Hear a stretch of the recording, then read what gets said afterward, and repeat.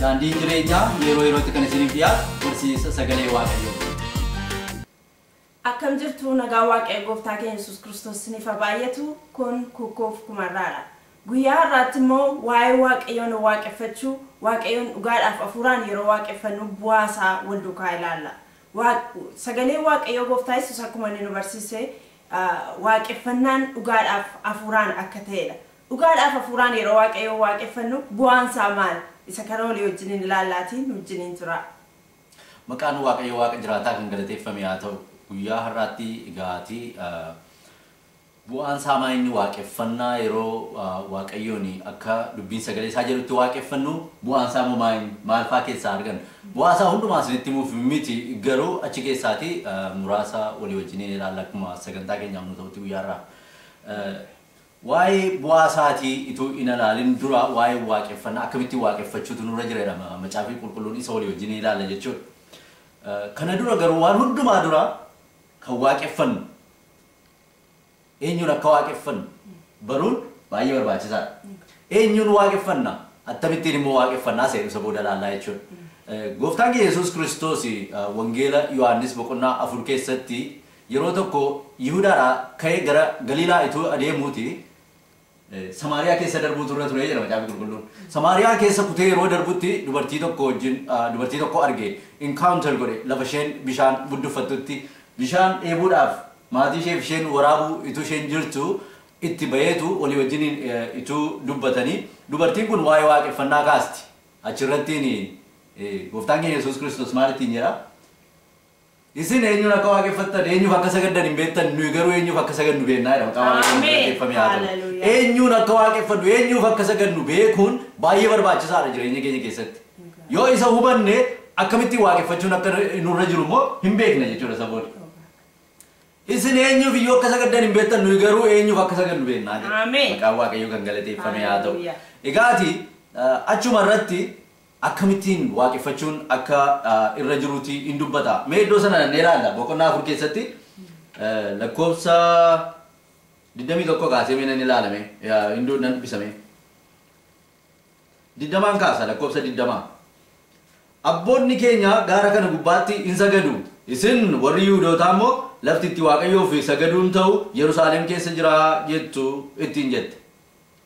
Yesuus yommus dubartii nana yeroo itti isin gaara kana gubbaatti yookiis Yerusaalemitti abbaadhaaf hin sagadne dhufuuf jira. Naamani isin waan hin beeknetti sagaddu nuyi garuu waan beeknutti saganna. Haalleluuyaa. Fayyinni Yihuudoota keessaa hin dhufa. Yeroo inni itti warri dhugumaan sagadan hafuuraa fi dhugaadhaan abbaadhaaf sagadan garuu hin dhufa. Innis ammumayyuu ga'eera. Abbaanis warra akkasii warra akkasitti isaaf sagadan hin barbaada. Waaqayyoo hafuura. Warri isaaf sagadan hafuuraa dhugaadhaan sagaduufiitu ta'aafi jedha. Maqaan Waaqayyoo kan galateeffame haa ta'u. Abboonni keenya gaara kana gubbaatti sagadu. Eenyuuf sagadu gaara sana gubbaatti? Waan sagadaniif hin beekanii. Hin beektaniitti hin jedhe Gooftaan keenya Yesuus Kiristoos. Waaqayyoon tolfamoodhaaf sagadu ta'a. Nuyi garuu Yerusaalemitti eenyuuf sagadna jedhee warri Yihuudootaa eenyuuf sagadu jedhee beeku. Eenyuuf akka sagadan innis Waaqayyoo Waaqa Israa'el akka ta'e beekamaadha. Maqaan Waaqayyoo kan galateeffame haa ta'u.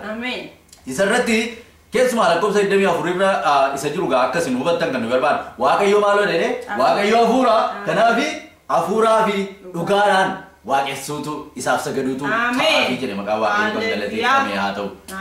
Waa'ee isa iddoo miti jedhe waa'ee isa gaara gubbaatti sagaduu miti waa'ee isa achi Yerusaalem keessatti sagaduu miti waa'ee iddoo miti jedhe waa'ee iddoo miti waa'ee akkaataati ittiin jedhe waa'ee isa galaana gamaa miti jedhe waa'ee isa galaana gamanaa miti jedhe waa'ee isa Atlaantik gamaa miti waa'ee isa Atlaantik gamanaa miti waa'ee isa alaltu gamaa miti isa alaltu gamanaa miti isa diddeessa gamaa miti isa diddeessa gamanaa miti iddoo miti. Haalleluuyaa. Garuu akkamittiin eenyuuf sagaduun akka nurra jiru hubachuutu nurra jira. Maqaan Waaqayyoo kan galateeffame haa ta'u. Waa'ee iddoo miti Waaqayyoo hafuura waan ta'eef garuu hafuuraaf dhugaadhaan waaqeffamuutu yookaan immoo isaaf sagaduutu ta'aafi jedha maqaan Waaqayyoo kan galateeffame haa ta'u. Waa'ee iddoo miti jechuudha.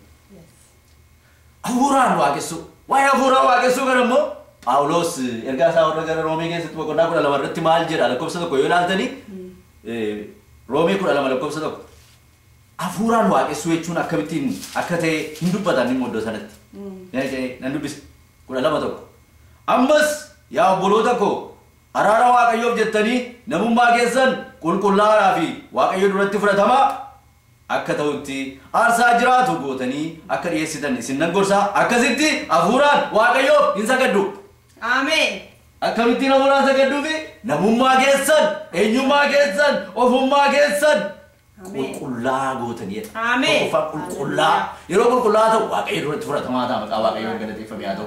Isatti namummaa keessan qulqullaa'aa Waaqayyo duratti fudhatamaa sadaffaa irratti immoo maal jedha aarsaa jiraataa yookaan aarsaa jiraatu gootanii dhiyeessuutu isiniif ta'a. Akkasittiin hafuura Waaqayyooniti waaqessitu Waaqayyoof sagaddu jedha maqaa Waaqayyoon galateeffamee haa ta'u. Ameen. Egaati hafuuraa dhugaadhaan waaqessuun barbaachisaadha. Waaqayyo hafuuraa waaqeffamuu qaba. Waaqayyo dhugaa haleluuyaa. Ameen. Eenyu goyoomsuu immoo hin danda'u dhugaadhaan immoo waaqeffamuu qaba. Haleluuyaa. Hafuuraan yeroo waaqessuun dhugaadhaan yeroo waaqessuun dhugaa akka hafuurri nu geggeessetti akka hafuurri Waaqayyoon nu keessa jiraatu hafuurri qulqulluun nu geggeessetti waaqessuun nurra jira. Akka namni waaqessutti nama ilaallee miti. Nama ilaallee akkasitti waaqessaa akkasitti waaqeffamuu qaba namni nuun jechuudhaan miti.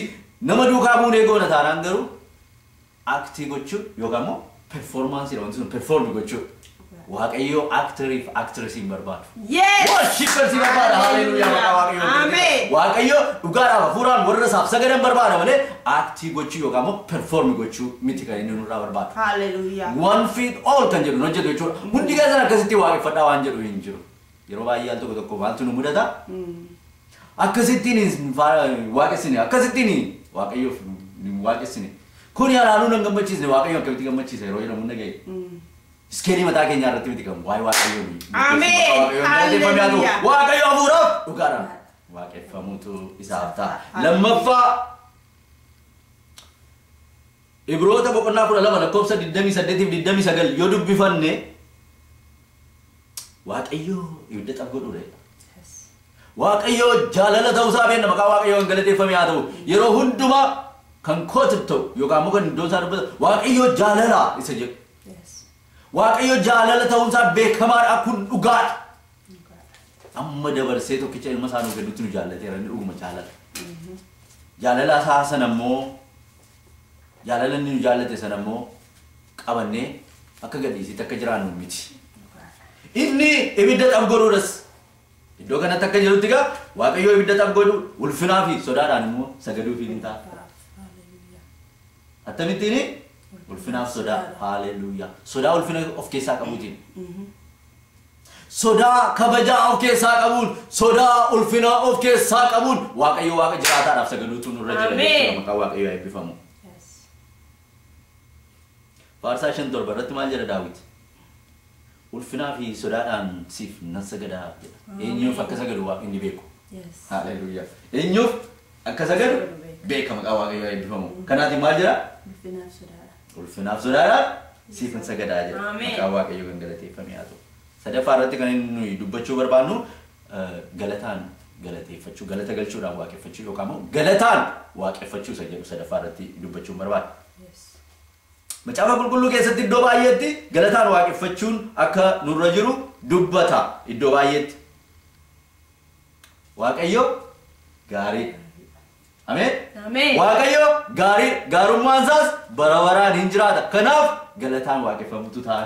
Ameen. Waaqayyo inni bara baraan jiraatu.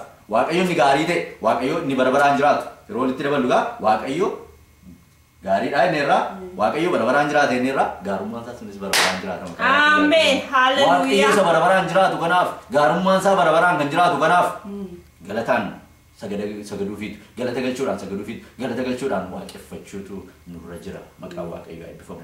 Kanas iddoo baay'eetti arguu dandeenya macaafa qulqulluu keessaa yooni muraasa isaa isinitti dubbachuu barbaade yoo dubbifachuu barbaadanii faarsaa 106 lakkoofsa 1 irraa faarsaa 107 lakkoofsa 1 faarsaa 118 lakkoofsa 1 faarsaa 136 lakkoofsa 1 seenaa baraa isa jalqabaa boqonnaa 16 lakkoofsa 34 seenaa baraa isa lammaffaa boqonnaa 20 lakkoofsa 21 irratti akkanidha. Waaqayyo gaariidha gaarummaan isaas bara baraan. Ameen. Galataan faarfadhaa fi galataan waaqeffadhaa galataan galata galchuudha waaqeffadhaa jechuudha. Akka kan jedhu in arganna maqaa Waaqayyoo kan galateeffame haa ta'u. Ameen. Egaati akkaataa kanatti yeroo waaqeffannu immoo Waaqayyoo waan dinqisiisaa nu godha. Maqaa Waaqayyoo eebbifamu. Ameen. Waan inni nu gochuu danda'u wanta baay'ee nama caafa qulqulluu keessaa hunduma isaa cover goona jechuu komiti yookaan hunduma isaa oliin geenya jechuu miti sagantaa kanarratti garuu lamaan tokko olii wajjin ilaalla.